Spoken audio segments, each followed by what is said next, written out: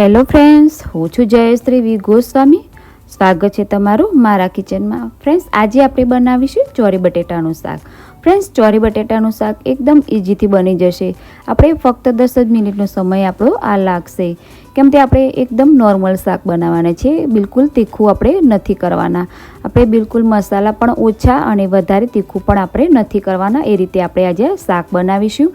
તમે જો સવારે ભાગદોડમાં ટિફિનમાં જો તમારે બનાવવું હોય ને, તો તમે આ રીતે જરૂરથી આ શાકને ટ્રાય કરજો અને વિડીયોને સ્કીપ બિલકુલ ના કરતા. ફ્રેન્ડ્સ, વિડીયોને પૂરો જોજો. ફ્રેન્ડ્સ, અને વિડીયો ગમે તો તેને લાઇક કરીને સબસ્ક્રાઈબ કરી દેજો. તો ફ્રેન્ડ્સ, અહીંયા આપણે ચોરી બટેટાનું શાક બનાવવાનું શરૂ કરીશું. 3 ટીસ્પૂન જેટલું આપણે તેલ ઉમેરી લઈશું અને 1 ટીસ્પૂન જેટલી રાઈ ઉમેરીશું. 6-7 લસણના આપણે ટુકડા કરીને ઉમેરી લઈશું. લસણ સરસ રીતે આપણું કકડી જશે એના પછી આપણે 1/2 ટીસ્પૂન હિંગ ઉમેરી લઈશું અને 1/2 ટીસ્પૂન હળદર ઉમેરીશું. હળદરથી પણ સરસ ખૂબ જ સારો એવો કલર આવશે. અને અહીંયા આપણે 1/2 ટીસ્પૂન જીરું ઉમેરી લઈશું અને પછી આપણે અહીંયા ચોરી અને બટેટાને પહેલેથી સારી રીતે ધોઈને આપણે રાખ્યા છે તો એ ઉમેરી લઈશું.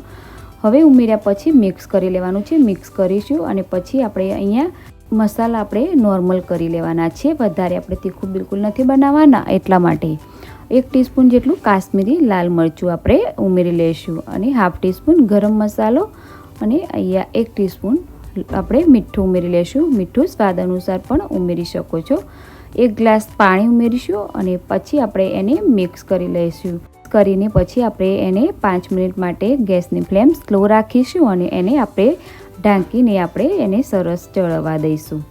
ફ્રેન્ડ્સ, તમે અહીંયા જોઈ શકો છો, અહીંયા મસાલા જે છે એ ઓછા કર્યા છે એટલા માટે કે તમે નાનાથી લઈને મોટા પણ બધા ખાઈ પણ શકે છે. અને તમે જો આ રીતે નોર્મલ શાક તમે બનાવશો ને સવારની ભાગદોડમાં ટિફિનમાં, તો એ ઇઝીથી પણ બનીને તૈયાર થશે. તો અહીંયા શાક પણ બનીને તૈયાર થઈ ગયું છે આપણું 5 જ મિનિટમાં. અને તમે જોઈ શકો છો તો તમે અહીંયા આપણું આ જે સાઈડમાં હું પરોઠા પણ બનાવું છું અને અહીંયા સાઈડમાં આપણું શાક પણ તૈયાર થઈ ગયું છે. તો હવે એને આપણે સર્વ કરીશું પછી. અને ફ્રેન્ડ્સ, આપણે સર્વ કરવા પછી તમે અહીંયા સર્વ કરીને પણ તમે રોટલી કે ભાખરી સાથે પણ તમે કે પરાઠા સાથે પણ આ શાક તમે ખાઈ શકો છો ફ્રેન્ડ્સ. અને એકદમ સરસ આપણું આ શાક ટેસ્ટી બને છે.